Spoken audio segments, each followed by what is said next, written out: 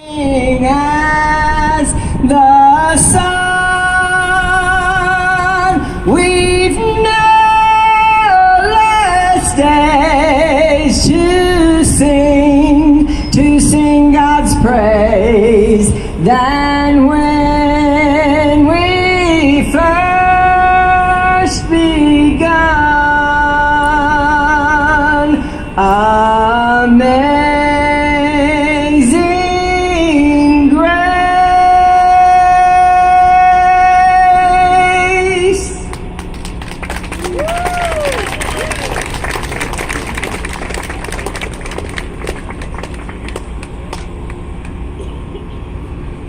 At this time, I want to bring up Michael Nurko, and I hope I didn't butcher his name with apologies. He's with CAPA.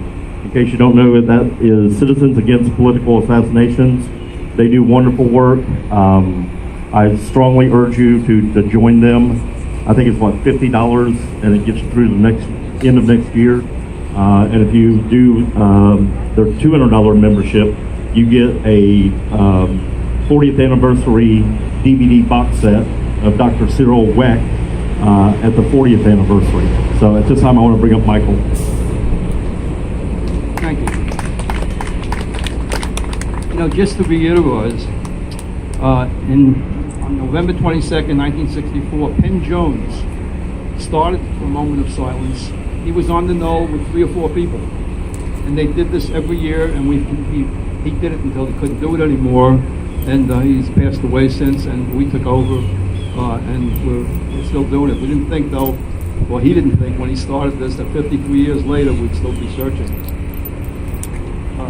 We're not here basically to celebrate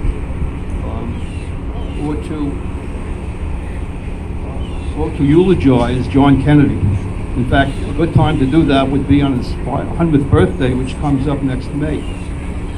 We're here basically to expose those who killed Kennedy, and more importantly, why he was killed. The researchers in CAPA,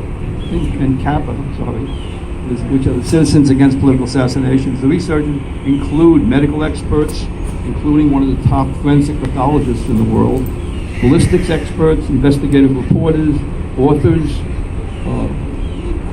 attorneys, in some cases housewives, and former intelligence agents and former diplomats. And we're not telling you about the phony 6th floor location of shots, but we know that shots came from at least 3 different directions, and possibly more. It was a triangulation of fire.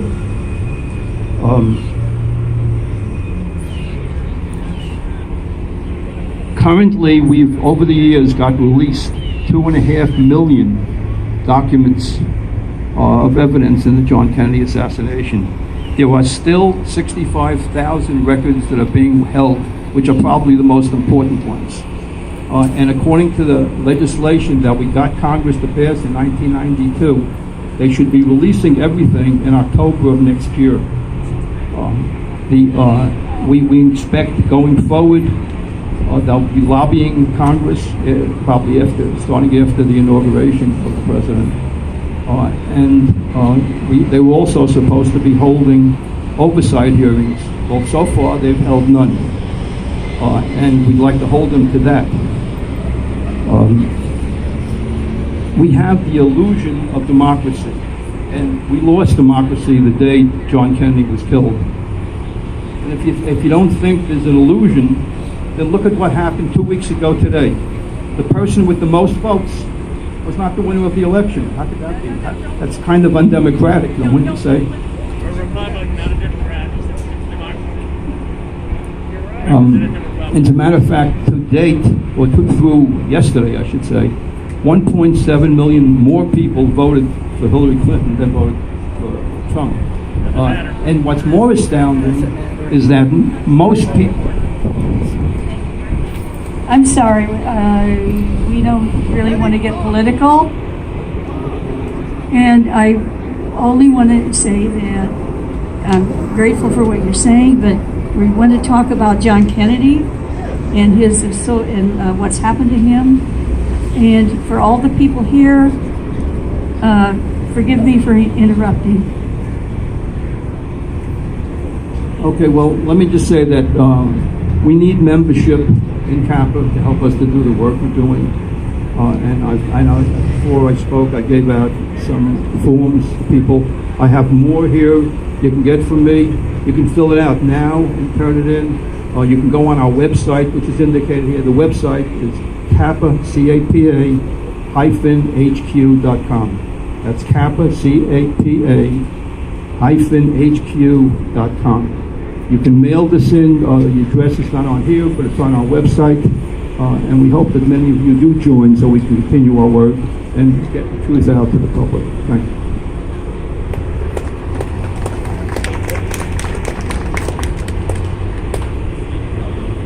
Thank you, Michael. At this time, I want to just say a couple words. If you ever come back out to Dallas, Texas this time of the year, there's wonderful conferences. You need to go. They're not expensive. You meet people like this all the time. Chris Gallup does a great luncheon out in Mansfield. Deborah Conway does a great conference. Judith does a great conference. You need to come and support these people. You'll meet some very interesting people. I just met Randy on Thursday. Like I said, the film I'm working on, the film that he just completed, we showed them both yesterday at the Texas Theater. I mean, how cool was that to have something premiered at the Texas Theater? But anyhow, I'm going to get forward here, and I want to introduce my friend Judith Baker. And I just want to say this about Judith. For whatever reason, she asked me to give the remarks at Lee's grave site a couple years ago, and asked me to do this today, and I can't thank her enough, but she's a friend, and I want to introduce my friend Judith Baker.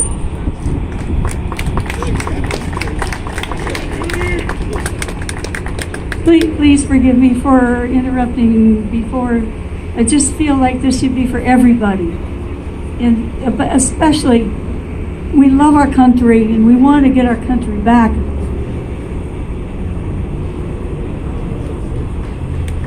Woo!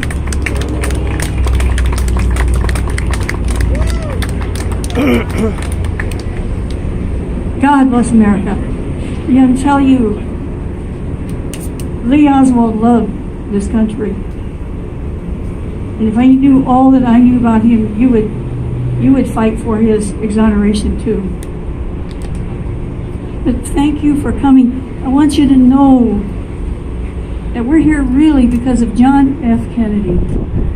In 1,000 days, he had hardly any opportunity, but he gave us a glimpse, a window into what America could be.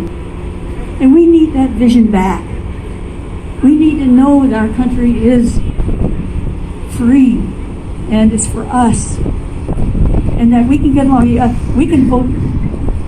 You may have voted for Clinton, you may have voted for Trump, but we voted. We voted. And we can change things we don't like by voting. Now, I would like to introduce someone who's from a different country. They've come from all over. His name is Ole Damagard. He has won the Praha Peace Prize. He is the one who has bravely opened up and exposed some of the tactics they use to frighten us, to make us be afraid of each other. And I'd like to introduce him now. There's a lot more I could say, but I think you will enjoy what he has to say. God bless you all. Thank you. First of all, I want to thank you, Judith. I feel extremely honored that you brought me here. We stand at a place where I think world history changed, and in a very, very brutal and coward way. The man that was slaughtered down here was the one that had a possibility of really making a difference, who knew the forces he was up against and still chose to do it. So, I mean, what to say? Kudos to such an incredible being that sacrificed his life here. But it was also through his death that many, many of us started waking up. And it was this exact event that happened here that woke me up in the early 80s. Anyway, I've written a song. It's called From Prison to Paradise. I'm not going to sing it because I can't sing. But I would like to read it to you. I wrote it in the early 90s, but it's still very valid, I think. Once upon a time, in a place not far from here, there was so much loneliness, despair, and oh so much fear. Darkness ruled all over the land. There were lightning in the sky, causing wars and separation, with no one knowing why. These evil times raised leaders, disguised as kind and true, hiding the truth and misty thoughts so only very few people knew. Controlled by an elite few, manipulating you and me, closing out the light and power that can make us all be free. Wake up, we gotta wake up now. Forced by invisible powers, demanded to conform into shapes unknown to mankind, making him totally abnormal. Drowned in debts and sorrows, blaming others for their lot, made man believe to be inferior, feeling tiny like a dot. But then came times of change, covering countries and their towns. Few became many, and soon the prison walls came down, starting when the men in the mirror staring right back into their eyes, understanding that this was a chance to stop those hideous lies. Unhappiness is merely an illusion of misery, based on brainwash and a misconception of true reality. From now on, let's build bridges between our souls and hearts, so we together can rejoice when the final change comes to its start. Wake up, we gotta wake up now. Turning prison into paradise may seem too much to achieve, but believe me, it only takes one strong spirit to be free.